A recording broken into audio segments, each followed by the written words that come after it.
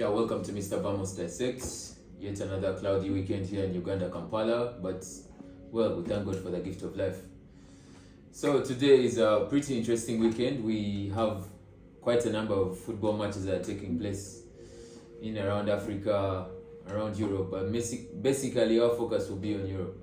Well, today's weekend might be rather a dull one because we don't really have a lot of blockbusters inside there. So today's episode might somewhat be very, very brief, because tomorrow's episode is actually going to be a banger. So straight up, today we're going to really digest the English Premier League, Spanish La Liga, the Italian Serie A, and the German Bundesliga.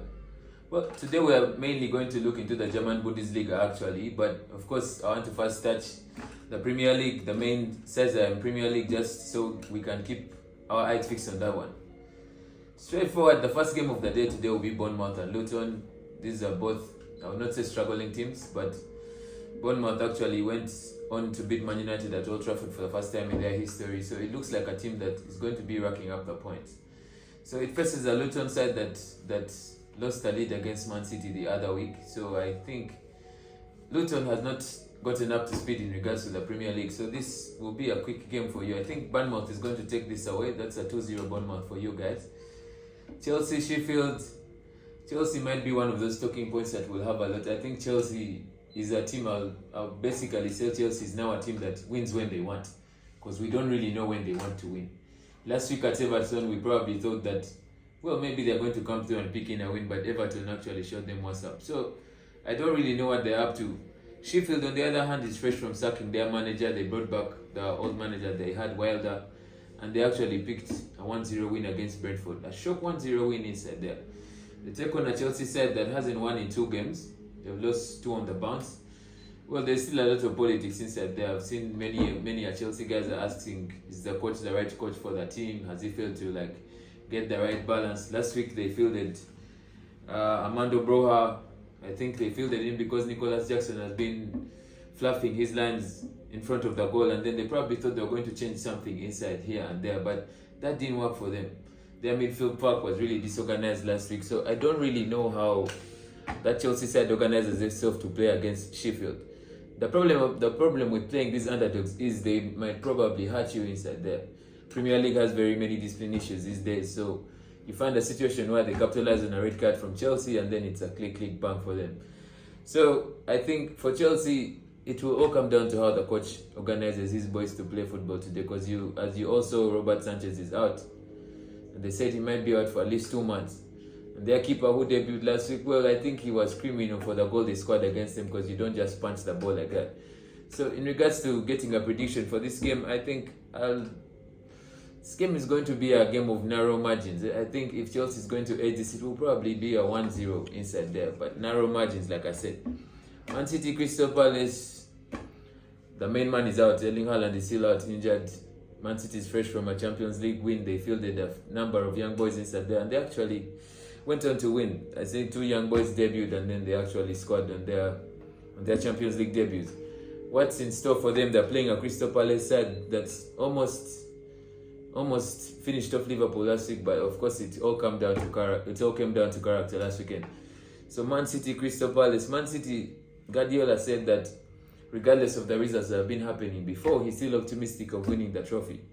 He's actually a good number of points away from the top, but I think he's going to take it one game at a time.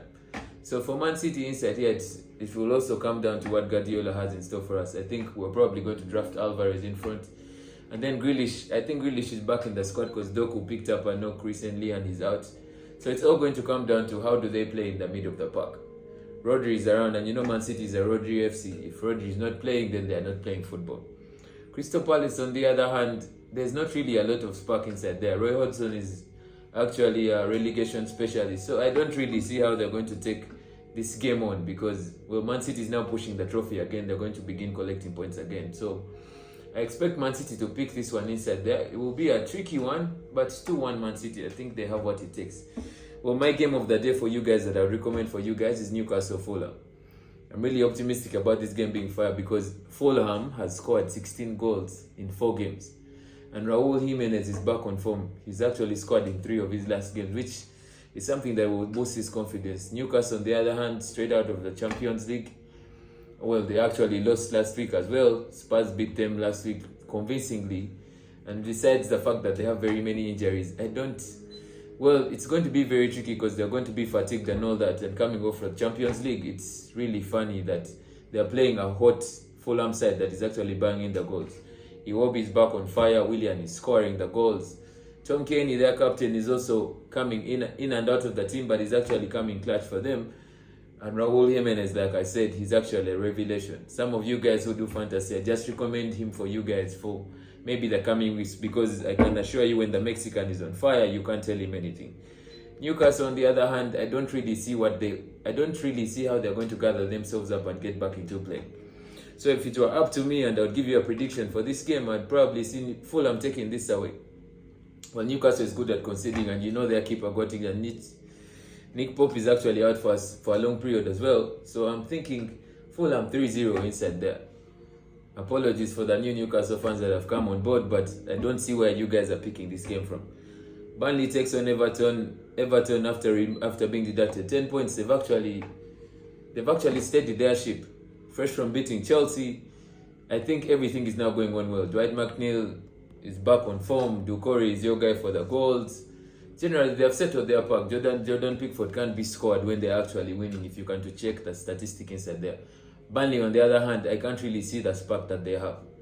Well, the coach is trying to field a lot of young players inside there, but it's really not working in the Premier League, because Premier League is intensity, firepower, and all that. So I think Sean Dyche is going to take this one away. It won't be an easy game out there because it's Burnley playing at home, but I'll give this win to Everton again. 2-0 inside there, because I think Everton knows what it means to take that today. Just to get into the Spanish La Liga, I think the main game inside there for you will be Atletico Madrid, Atletico Bilbao. I think this game all comes down to if the Iñaki brothers will probably organize themselves to see if they can beat an Atletico side that is the king of the bus in Europe. Well, king of the bus, but they actually know how to collect points, because when you get, I think Memphis Depay is back. Alvaro Morata, Griezmann, the heart of the team, is also pulling a few strings here and there. So in all the games that I would fancy you guys to watch in Spain, I would fancy you guys to watch that, because it's going to come down to the young guys versus the older guys, because Atletico Bilbao actually has an approach of the young men. So you have the Iñakis running left, right, and then Atletico Bilbao probably has a Griezmann pulling in across for Morata to tap in and things like that. So my prediction for that, I think that will be a 1-1 draw, because I don't really see if there's a winner in that one. Sevilla has been struggling the whole season. It's down to the drop. Getafe is not picking points as well. Well, maybe they have a revelation. Mason Greenwood inside there, and then Boya Majoral is also picking points inside there. But I'd probably say this is a game of like the underdogs, because both of them are having a season of misfortunes and their things are not clicking properly. So I'd probably give you guys a 0-0 draw in this one. And then the last game of the night in Spain will be Valencia-Barcelona. Barcelona actually succumbed to a shock loss against Royal Antwerp during the week. That was Champions League, although they were group leaders. And very many of you have begun critiquing Lewandowski because he's not scoring the goals. He didn't have that finishing touch that he had back in the day. But then I think Xavi has a unit of players that is actually ticking and all that. The first Valencia side that they have very many contrasting. Their season has been having very many ups and downs. But I think Barcelona will edge this one, because I think Xavi needs to get his pack back in order. Just to get you to Italy, our main game that we'll pick inside there is Napoli taking on Cagliari. Napoli has lost 2 on the bounce. They've been having issues with Osimhen about like a contract, and then he's not really settled in the club. Kvaratskhelia is not really playing football the way we expect him to do. I think this is a team that the coach is trying to get together again, because ever since they won the Scudetto, stuff has not been consistent. And then this Cagliari side is also not a side that wins points as such. So I think Napoli will come out of this one as a champion, because I expect the boys are going to organize themselves. You get a Politano inside there that's probably going to be diverting from the right inside the box. He'll probably open an Osimhen inside there to get you some of the points. So I'll probably give you guys a 2-0 win inside there for Napoli. Like I said, my main focus today will be on the Bundesliga, but I'll try to wrap that up. The Bundesliga is actually it's actually a trophy that has been won by Bayern Munich for the last, I think, 10 or so seasons. Interestingly, when you're to check the statistics this season, Leverkusen is on top of the table. Leverkusen hasn't lost a game. They've actually, I think they killed their whole winning run by drawing 2 times. They've come against Stuttgart and Dortmund. They've drawn 1-1 apiece in both of those games. But then the reason why I want to focus on this is because if you're to check the table standings, Dortmund, that was number 2 last season, is now number 5. So it's crazy. You might ask yourself, which teams are in the mix there? Some of the teams in the mix there, we have RB Leipzig. Leipzig is playing Hoffenheim. If you guys have been checking the statistics properly, or I implore you guys to check the statistics, Hoffenheim is a team that actually has the goals in them. They've actually tried to score goals every week in, week out, they're scoring goals. They come against a Leipzig side that is actually well balanced. They have players everywhere. They have a Xavi Simons inside there in the middle. They have a Paulson inside there in front. They have a Timo Werner, who is out of favor recently. So I think now when we get a Leipzig and a Hoffenheim game, which is at 8:30, that's a good game for you guys to catch, because it's going to be attack from either side of the pitch. So I think you guys should keep your eyes on that one. But I think Leipzig should take this one on. Leipzig should do this one like a 2-1. But most definitely, I can assure you that both of the teams will score a goal inside there. We get you. Dortmund is taking on an Augsburg. I will not even fancy them in this game, because Dortmund actually it's a funny game. It's a funny team, but they've actually been making points inside there. You have a rejuvenated Daniel Malen. You have Sabitzer is actually pulling a few strings in here and there for them. They have the German striker that they bought, Fulki. He's actually scoring very many goals inside there.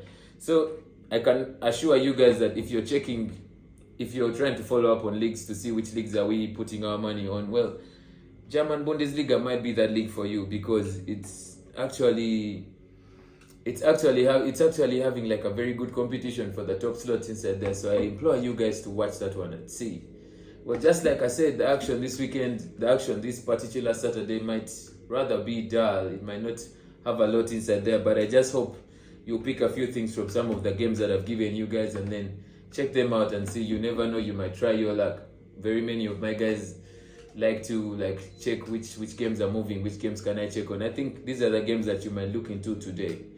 Aside from that, I'd like to thank you guys for coming through. For you guys, I'd like to thank you guys for subscribing, for keeping the comments coming in. We actually appreciate the feedback, and we're trying as much as possible to see how we change a few things here and there. Without further ado, I'd just like to wish you guys a good game day. Enjoy the football. Peace and love.